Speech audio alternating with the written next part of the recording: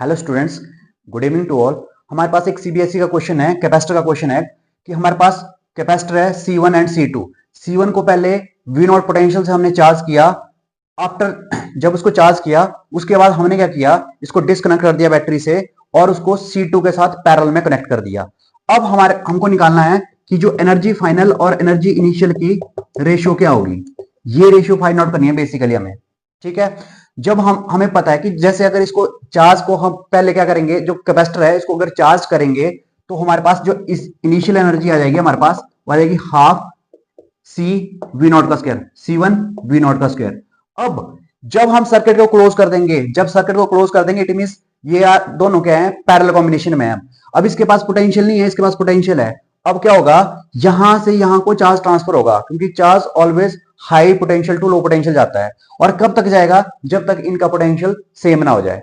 उस पोटेंशियल को बोलते हैं कॉमन पोटेंशियल। जो कॉमन पोटेंशियल होता है उसकी जो वैल्यू होती है वो होती है हमारे पास C1V1 plus C2V2 upon C1 plus C2।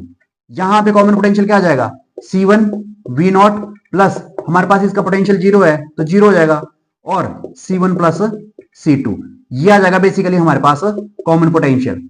अब क्योंकि इनको सीरीज में जोड़ा हुआ है, दोनों कैपेसिटर को सीरीज में जोड़ा है, तो उसका जो इक्विवेलेंट कैपेसिटेंस हो जाएगा C equivalent equal to C1 plus C2।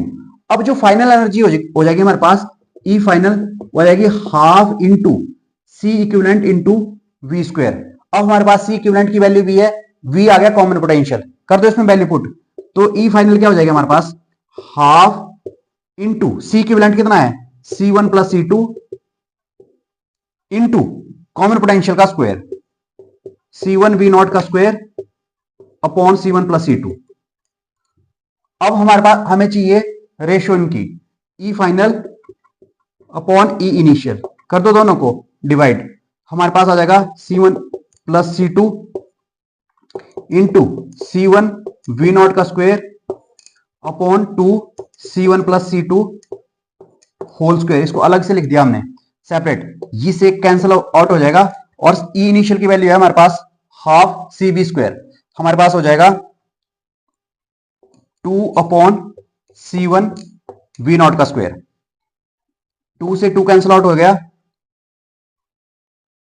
अब हमारे पास C1 से C1 भी कैंसिल हो गया, ठीक है, V नॉट का स्क्वायर से V नॉट का स्क्वायर कैंसिल हो गया।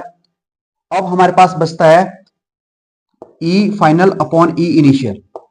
हमारे पास होगा यहां पे एक V1 का स्क्वायर भी कैंसिल हो गया, इसका होल स्क्वायर है बेसिकली, तो ये एक C1 बच गया हमारे पास upon C1 plus C2, C1 plus C2।